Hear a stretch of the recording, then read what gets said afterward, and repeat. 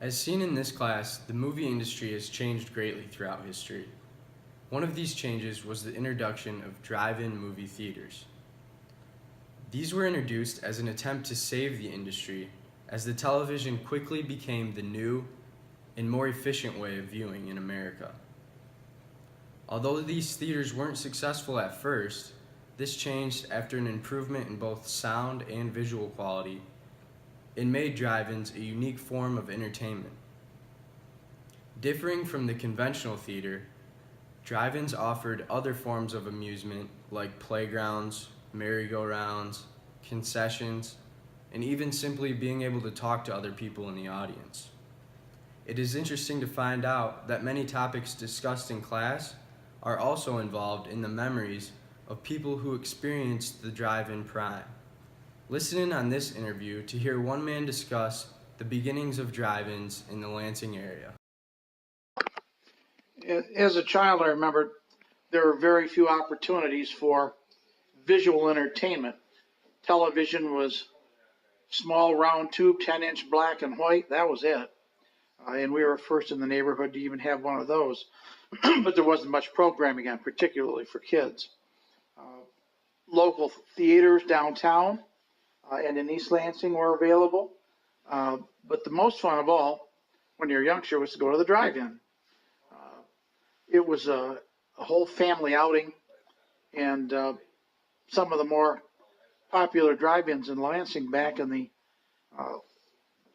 early and mid 50s and even late 50s were the Starlight Drive-In, which was out on west of Lansing on Old Lansing Road in 78, and then the North Side Drive-In, which was off US 27 between Lansing and DeWitt, but back then it was out in the country. There was another drive-in over toward East Lansing that, and frankly, the name escapes me right now. I want to say it was a Crest, but I'm not sure. But it, after a while, became pretty run down. It was the oldest theater and converted itself to adult film. So as a kid, that was not a place that you could go. The Starlight Drive-In was absolutely my favorite. It was as a kid and a young man because it was, I think, the friendliest. The prices were good. They showed movies of interest to teens and preteens, and it was pretty easy to get to. I do recall that as a young man, I saw Star Wars there for the first time. It was an outdoor movie at the Starlight Theater, so was really impacted by that, like a lot of people were. That first Star Wars movie was a game changer. As a young adult, when I had children, I would take them and my nieces and nephews to the North Side Drive-In, which was out on 127 North Cedar, just as I said, between Lansing and DeWitt. The attraction there was they had a playground right in front of the screen, and the playground had slides and swings and things, and the kids would enjoy doing that while we're waiting for the sun to set. You never knew when the movies were going to start because they waited until it was dark enough, whatever enough was. But the kids would play on the swings and the slide and make new friends. And then we would go up to the concession stand and get popcorn and soda and candy and bring that back and get all set in the car and get ready for the movie. And the movie would start, and it would almost always start with cartoons and previews and the like. And then you'd see the first movie, and there were usually a double feature. There were two films. And then in between the first and second was an animated sequence on the big screen that would show dancing popcorn and dancing ice cream bars and dancing sodas. It was the same one that went on for literally decades, so everybody knew it by heart. But it was sort of just a way of timing how long the intermission was between the first film and the second.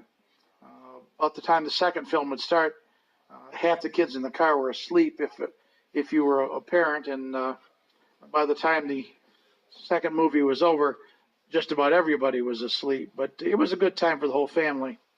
If you're fortunate enough to have a station wagon or later years a van, you'd park backwards and put put the tailgate up so that the kids could lay in the back of the van or the back of the station wagon on blankets and pillows and their sleeping bags and watch the show in their pajamas. It was also a lot of fun. Of course, you had to be careful of running over children because they were all over the place. And as people would leave at various times and there were kids running around, it could be a fairly dangerous place. Any more? No, that's it. Is that enough? Good. One of the advantages of going to the drive-in was whatever you saw was generally in color. Not so when you were home on TV up until the early 60s when color TV became more common. But prior to that, and that's when I was a youngster, the movies were really exciting because they were in Technicolor, which meant kind of a bleeding oversaturated color. Although I do remember seeing some of the films in black and white. In particular, I saw The Wizard of Oz, where part of the film was in black and white, part was in color. I still don't know why it was made that way. There are a lot of theories, a lot of explanations, but prior to The Wizard of Oz, most of the films were in black and white. And then color began to take over slowly. So that was, again, one of the attractions, was going to see a picture in color.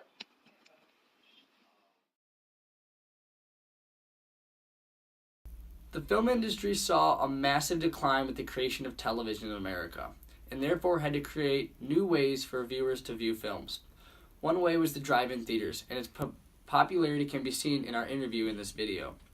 The uniqueness allowed for all viewers, from teens, families, and elderly citizens, to view the films and enjoy them.